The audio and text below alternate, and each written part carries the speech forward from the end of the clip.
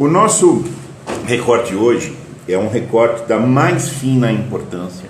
Acaba sendo um recorte também comovente. Tá?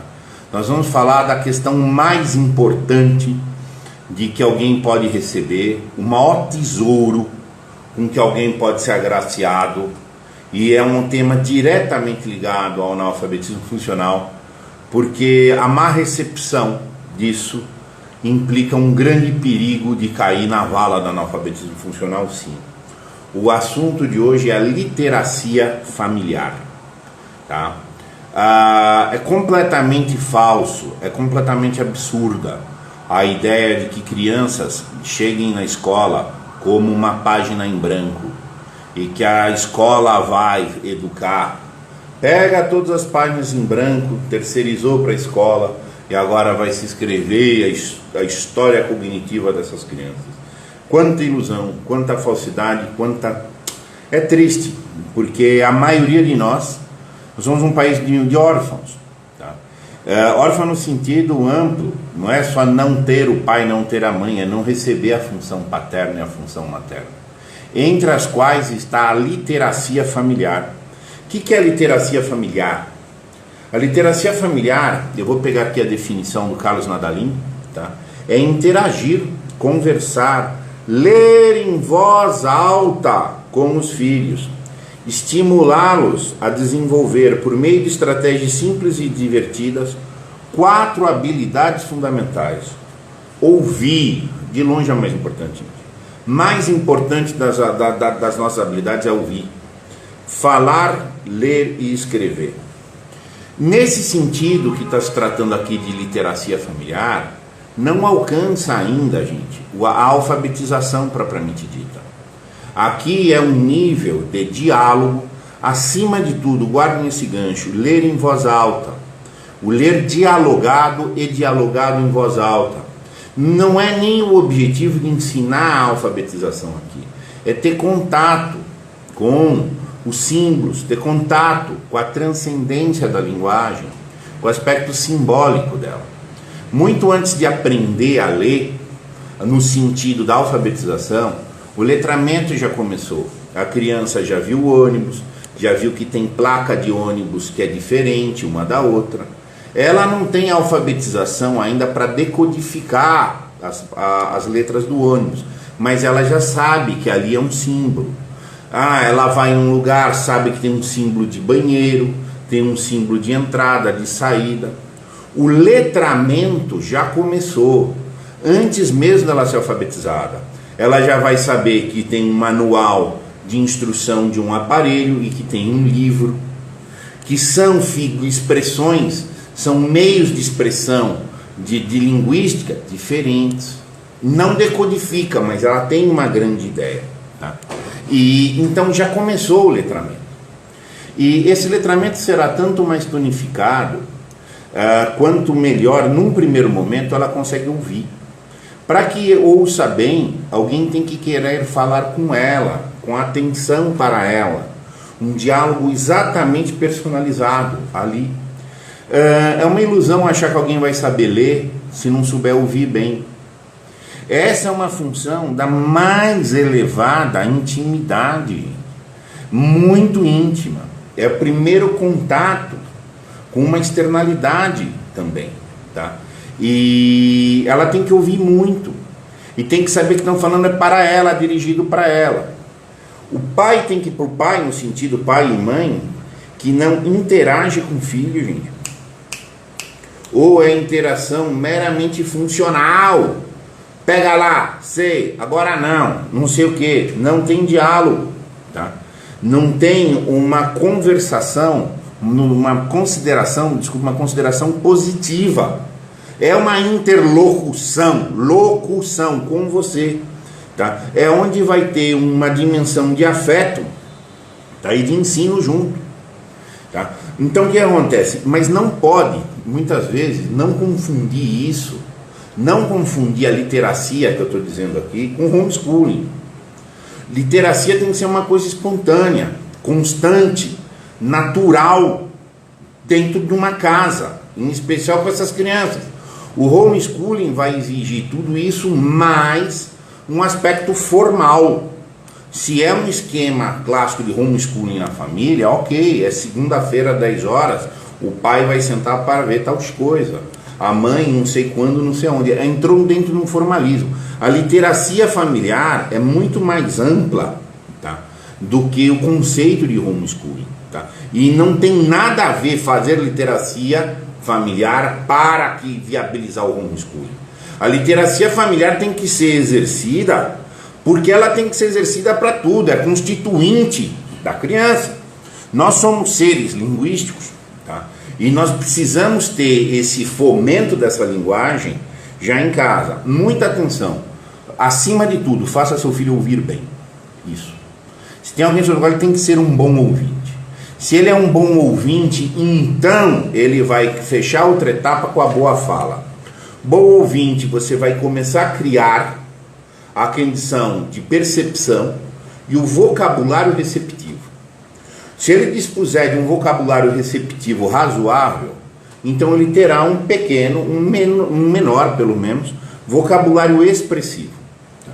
A criança, numa condição normal, tem que chegar em casa, tem que chegar na escola, me desculpem, de casa na escola, com no mínimo uma capacidade interlocutiva oral. Querer desenvolver a leitura e a escrita sem uma oralidade razoável, gente, é um absurdo, mas isso acontece. Tem estudos aqui que eu estou pegando também do professor Carlos Nadalim, que vai mencionando que crianças aí de 3 anos com literacia familiar razoável tem beirando 1.100 palavras de vocabulário. E quando crianças mais soltas, digamos assim, tem na ordem de 500, um meramente natural, passivo, em relação a uma capacidade de estimulação da família pela atividade da literacia.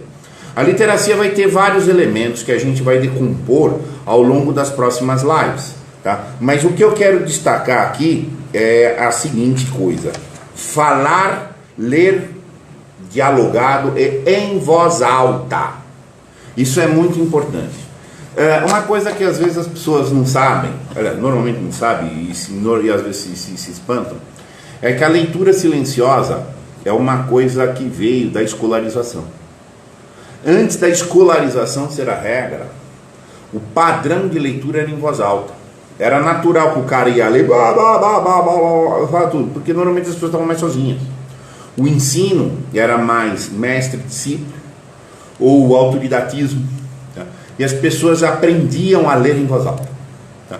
Excepcionalmente elas tinham que ler em silêncio, e isso passou a virar a regra porque tem 40 crianças num ambiente, 40 pessoas num ambiente, ficaria inviável as 40 pessoas lendo em voz alta. Então assim, pelo menos na literacia, que é um ambiente doméstico, fomente a leitura em voz alta.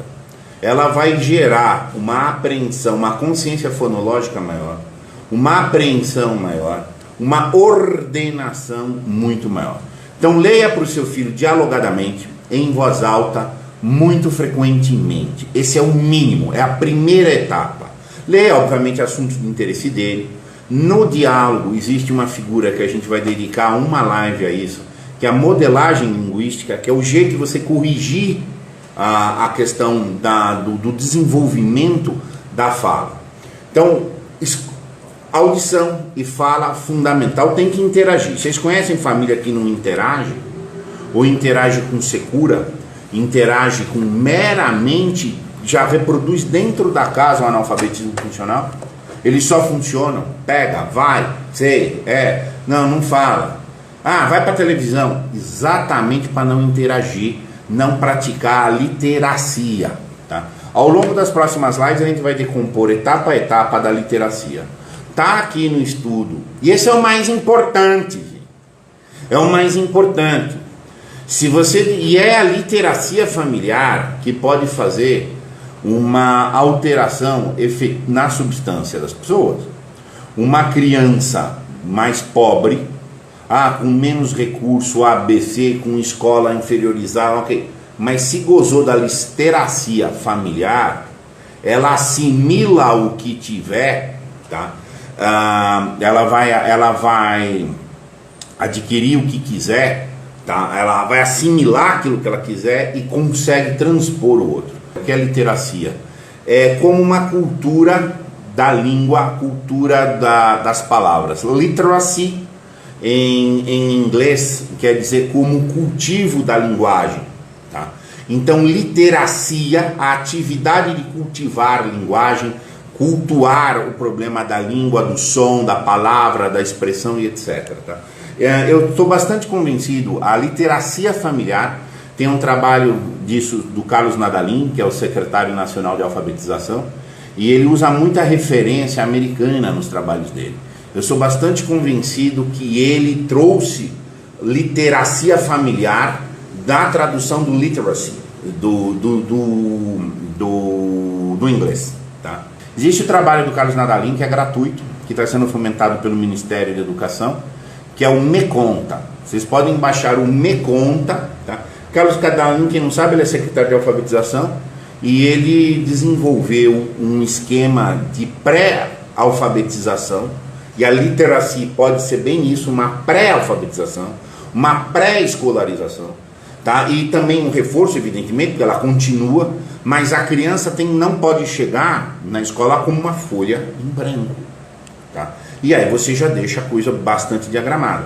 Então vocês podem baixar esse manual, que é muito bom, e o Carlos Nadalim desenvolveu um esquema de alfabetização valendo muito na disposição fonética, e por isso essa própria questão do diálogo em voz alta, tá?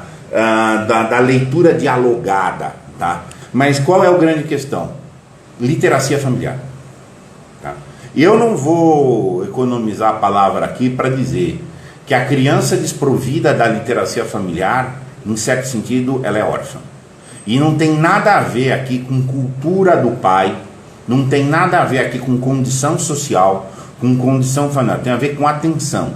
Sobremaneira, óbvio, um pai erudito tem condições de exercer muito melhor uma literacia familiar do que de um pai mais mediano, mais tosco, tá? Porém, acima de tudo, o que está contando aqui é o estímulo, o aspecto afetivo, tá? Acima de tudo, tá? E, enfim, então onde pode ser exercido, sim, por gente mais simples, por gente mais pobre, por gente de classe social mais humilde, sim, e inclusive é esse o caminho para ascensão mesmo, tá? Então, meus caros, muito obrigado.